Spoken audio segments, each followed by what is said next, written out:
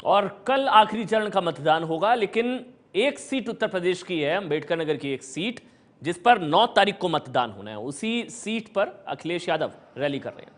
वैसे ये बहुत लंबा चुनाव रहा। जब चुनाव शुरू हुआ था उस समय कड़ाके की सर्दी पड़ रही थी, कोहरा था, और अब जब तक आपके बीच में पहुंचे हैं, बताओ कितनी गर्मी सी हो गई है। और होली के बाद तो पूरी गर्मी शुरू हो जाएगी।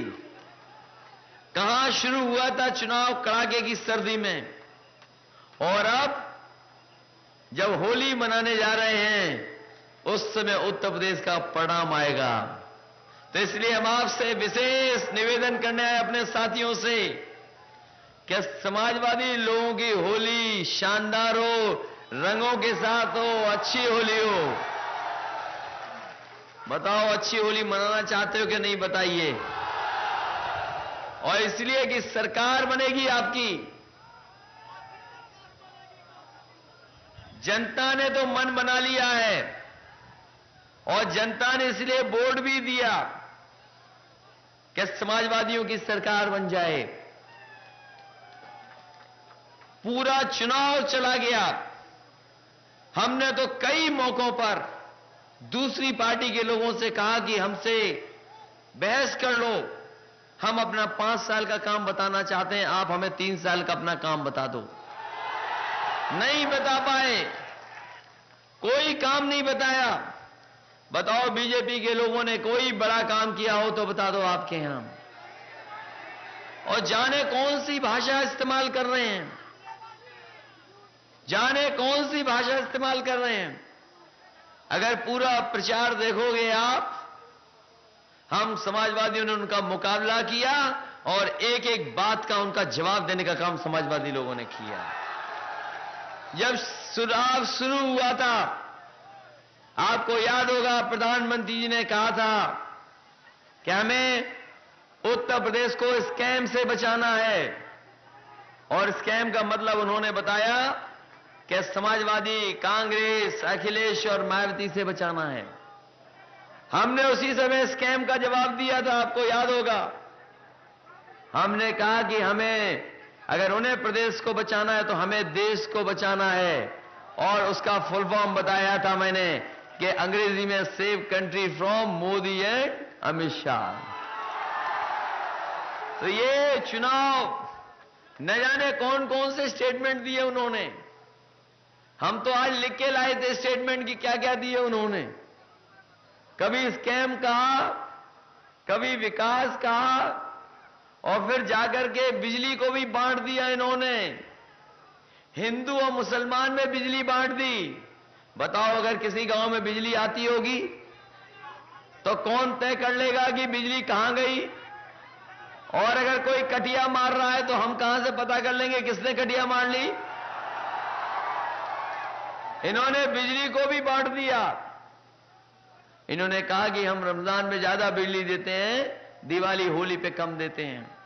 लेकिन हमने आंकड़े दिए और आंकड़ों में बता दिया, और सच्चाई जमीन पर, कि जितनी हमने बिजली रमजान पे दी थी उससे ज्यादा हमने दिवाली और होली पर बिजली देने का काम किया था। और जब गोरखपुर गए, बाबा मान ही रहे थे कि बिजली आ रही है कि नहीं आ रही है। जहां जाते थे बाबा, एक बाबा है, और जहां जाते थे बिजली के बारे में बोलते थे। और अंबेडकर नगर तो वो जिला है जहां पर हमने बिजली का नया प्लांट लगाने का काम किया है।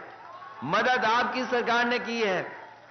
हमारे शंकरलाल मांझी जी बैठे हैं और पहलवान जी, ये जानते होंगे जमीन नहीं मिल रही थी, बड़ी मुश्किल से जमीन दिलवाई, और इन लोगों ने भी सहयोग किया।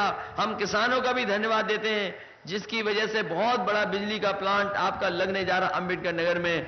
660 सुपर क्रिटिकल प्लांट, इतना बड़ा प्लांट जो 1 यूनिट लगती है, नहीं लगा था, वो आपके अंबेडकर नगर में लगने जा रहा है।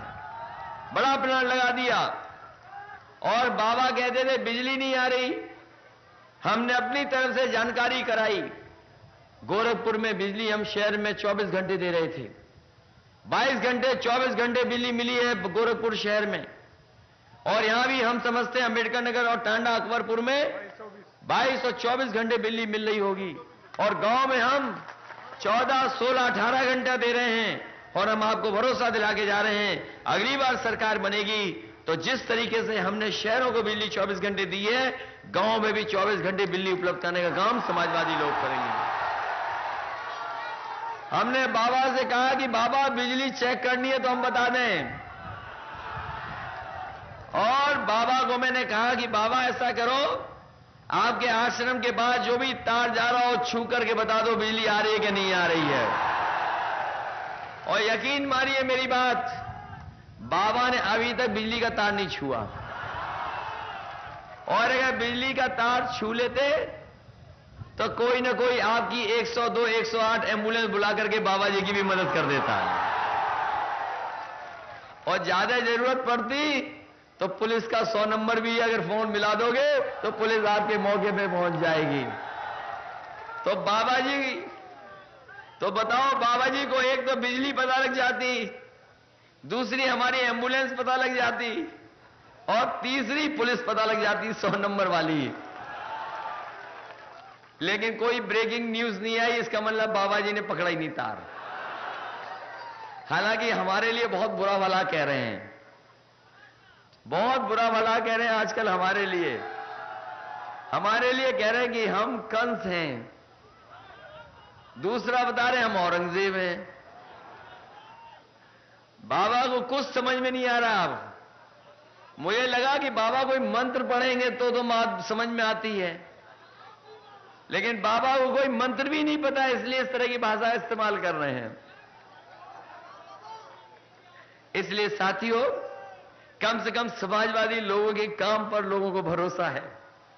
ये 102, 108 एम्बुलेंस जो चल रही है, अभी एम्बुलेंस पे भरोसा है। आगे आने वाले समय में सरकार बनेगी तो हमारी जिम्मेदारी बनती है कि आपके सीएससी और जिला अस्पताल इतने बेहतर कर दें कि आपको इलाज के लिए और दवाई के लिए कहीं और न जाना पड़े। आपका मेडिकल कॉलेज भी हमने कभी बजट कम नहीं किया, और आने वाले समय में मेडिकल कॉलेजों में गरीब का इलाज कैसे हो पाए और सस्ता और बिल्कुल कोई पैसा ना लगे, उसका इंतजाम समाजवादी लोग करेंगे।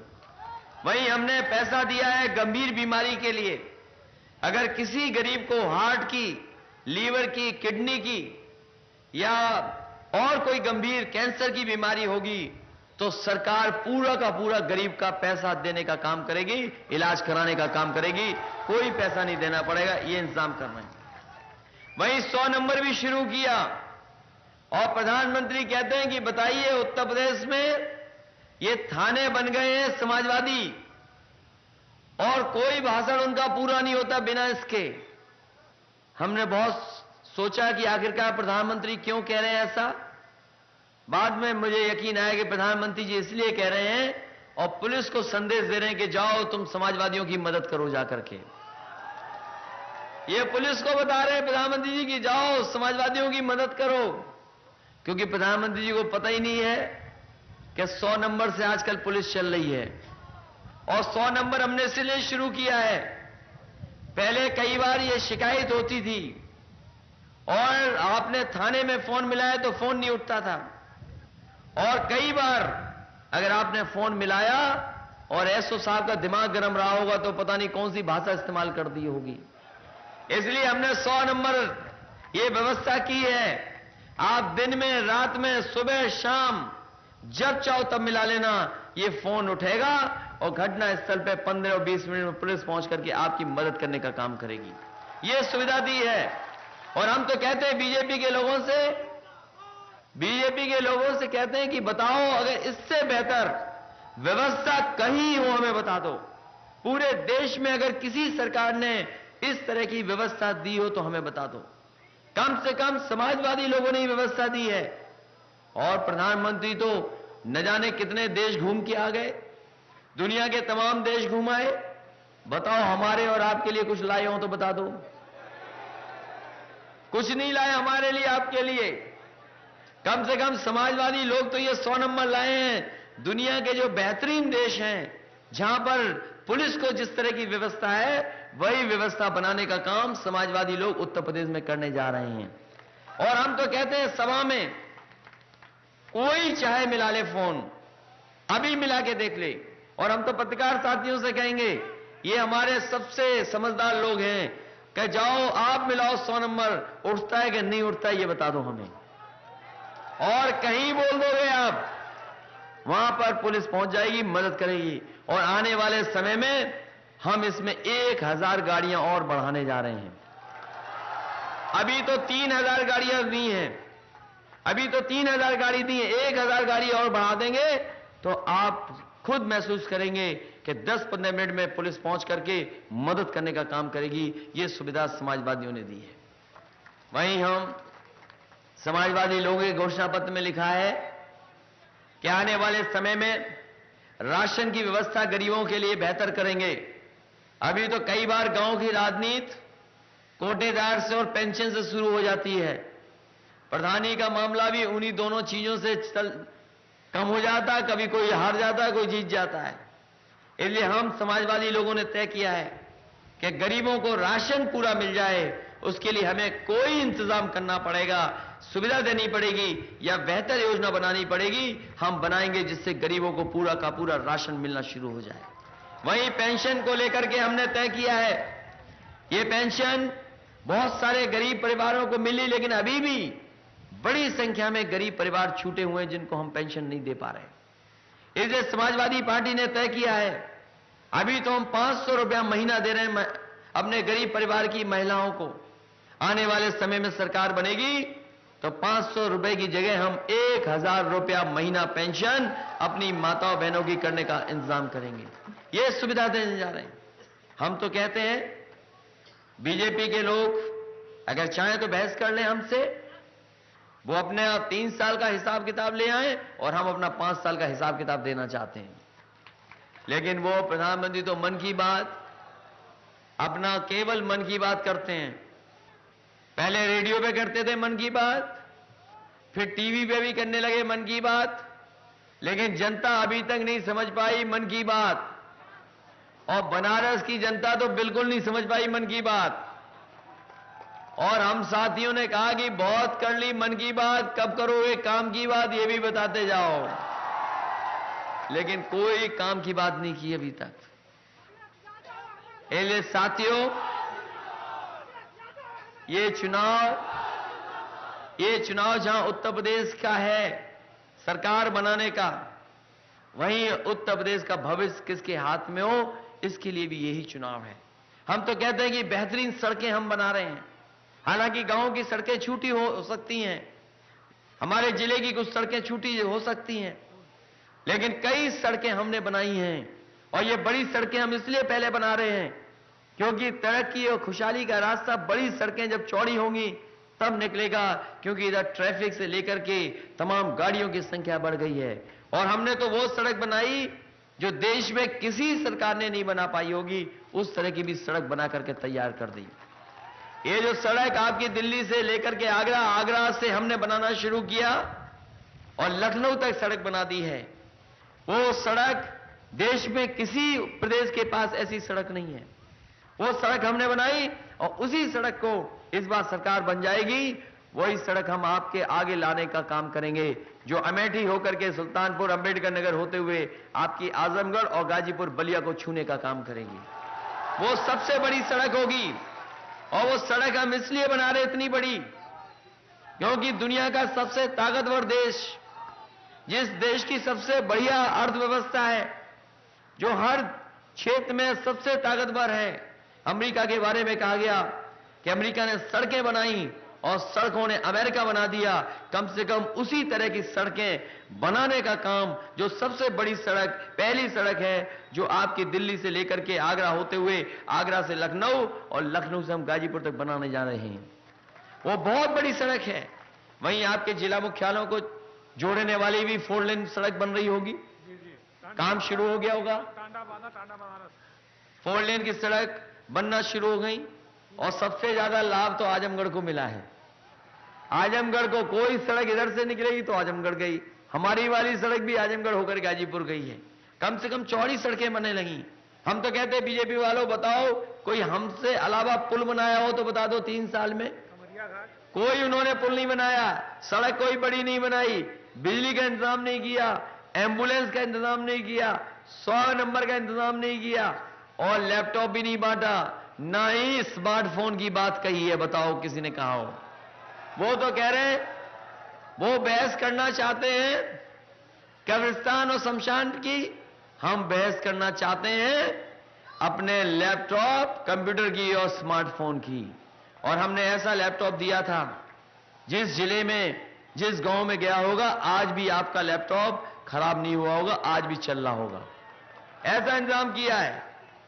इसलिए कम से कम हम नौजवानों के भविष्य के बारे में समाजवादी पार्टी सोच रही है।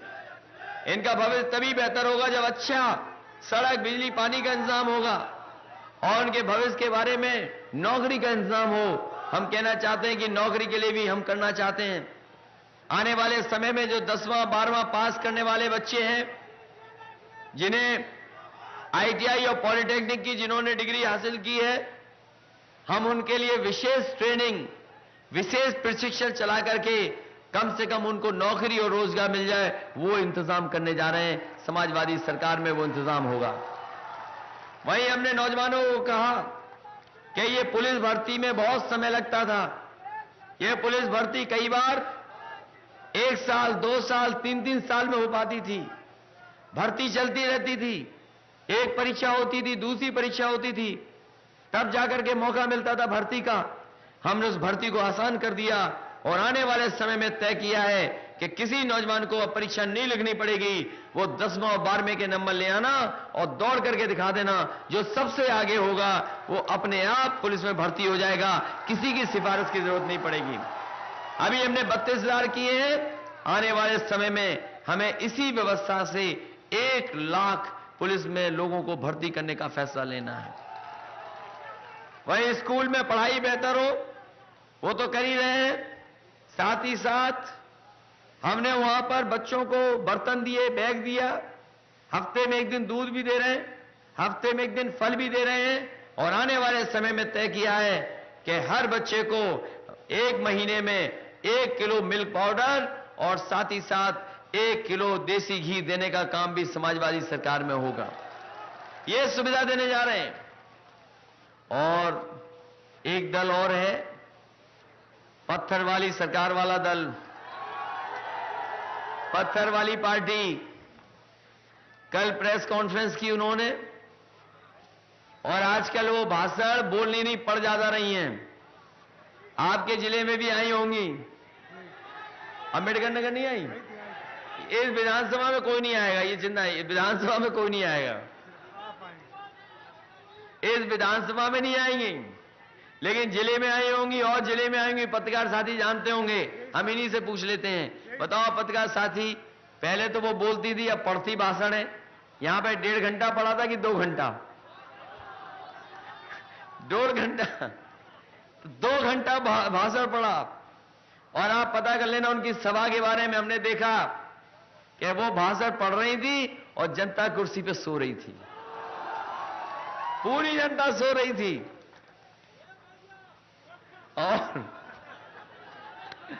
और पूरी जनता सो रही थी। और सुना है अब कह रही हैं कि हम विकास करेंगे, सुना है कि अब कह रही हैं हम विकास करेंगे। हम उनसे पूछना चाहते हैं कि कभी विकास किया हो तो बता दो। जब आपको मौका मिला था, आपने अपनी जिंदा में मूर्ति लगवा ली थी, और जिंदा में जिसने अपनी मूर्ति लगवाई हो, मुख्यमंत्री ने जिसने अपने जिंदा में नाक, कान, मुंह पत्थर के करवा लिए हों, उससे कौन उम्मीद करेगा कि मौका मिल जाएगा तो काम करेगी सरकार।